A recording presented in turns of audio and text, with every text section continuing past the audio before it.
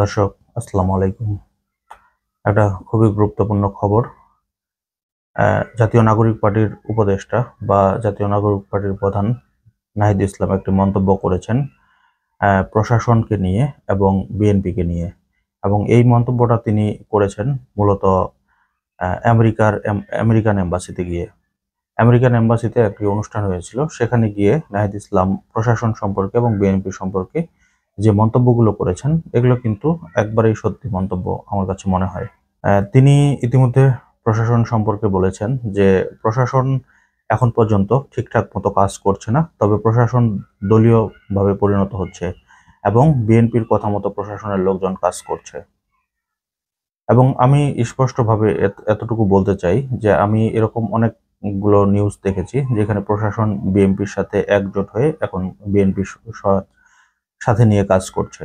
আসলে প্রশাসন সম্পর্কে কি বলবো, এই প্রশাসনের আসলে এতগুলো পুলিশ মারা যাওয়ার পরও এই প্রশাসনের শিক্ষা হলো না। তারা কিন্তু এখন ঠিক আগে যেমন আওয়ামী লীগের সাথে তাল মিলায় চলতো, এখন তারা বিএনপির সাথে তাল মিলায় চলছে। তো এবার নাহিদ ইসলাম যে প্রসঙ্গটি তুলেছেন, সেই প্রসঙ্গে আসছি। নাহিদ ইসলাম বিএনপি সম্পর্কে বলেছেন, এখন বাংলাদেশে যে চাঁদাবাজিগুলো হচ্ছে, এই চাঁদাবাজিগুলোর সাথে সরাসরি বিএনপি জড়িত। ইতিমধ্যে আমরা কিন্তু দেখেছি যে প্রত্যন্ত অঞ্চলগুলোতেও যেভাবে চাঁদাবাজি হচ্ছে, সেই চাঁদাবাজিগুলোর সাথেও বিএনপি জড়িত। এবং প্রতিনিয়ত যে ঘটনাগুলো ঘটতেছে চাঁদাবাজিকে কেন্দ্র করে, এই ঘটনাগুলোও কিন্তু বিএনপি ঘটাচ্ছে। গত দুই দিন আগে একটা নিউজ দেখলাম, সেখানে রাস্তায় আগে যেখানে আওয়ামী লীগের লোকজন 200 টাকা করে নিত, সেখানে বিএনপির নেতাকর্মীগুলো চাঁদা দাবি করছে 500 টাকা করে। তো এই ঘটনাগুলো কিন্তু স্পষ্ট জনসম্মুখে উঠে আসছে।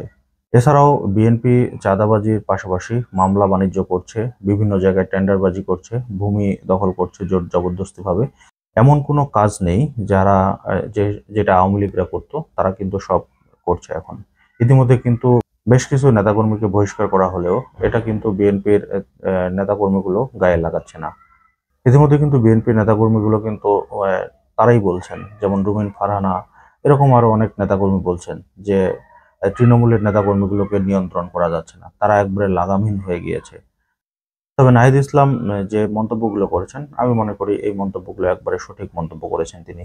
তবে এনসিপির যে লোকজন যে চুপচাপ বসে আসে, সেটাও কিন্তু না। ইতিমধ্যে কিন্তু হান্নান মাসুদের ব্যাপারে বা নাসিরউদ্দিন পাটোয়ারি, এরকম অনেকগুলো নেতাকর্মী সম্পর্কে কিন্তু আমাদের কাছে স্পষ্ট তথ্য উঠে এসেছে যে তারাও কিন্তু এ ধরনের কার্যক্রমগুলো পরিচালনা করছেন।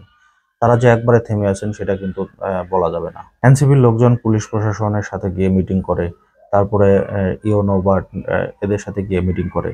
তো এই ব্যাপারগুলোও কিন্তু উঠে আসতেছে প্রতিনিয়তই। ইতিমধ্যে বেশ কিছু জায়গায় এনসিপির নেতাকর্মী চাঁদাবাজির ঘটনাও কিন্তু জনসম্মুখে উঠে এসেছে। তবে এনসিপির তুলনায় বিএনপির লোকজন এই কাজগুলো সব থেকে বেশি করছে। এভাবে যদি বিএনপি চলতে থাকে, তাহলে বিএনপির পচে যেতে বেশি দিন সময় লাগবে না।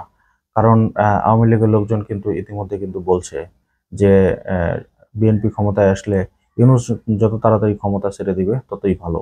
বিএনপি ক্ষমতায় আসবে এবং বিএনপি এসে তারা আগের মতো চাঁদাবাজি দুর্নীতি করবে এবং একটা দলটা পুরা একটা ডাস্টবিনে পরিণত হবে।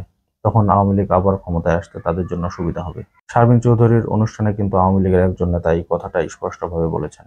আর প্রশাসন যদি এই 24 দেখেও শিক্ষা না নেয়, তাহলে প্রশাসনকে কিছু বলার নেই। তো দর্শক, আজকের মতো এই পর্যন্তই। আল্লাহ হাফেজ।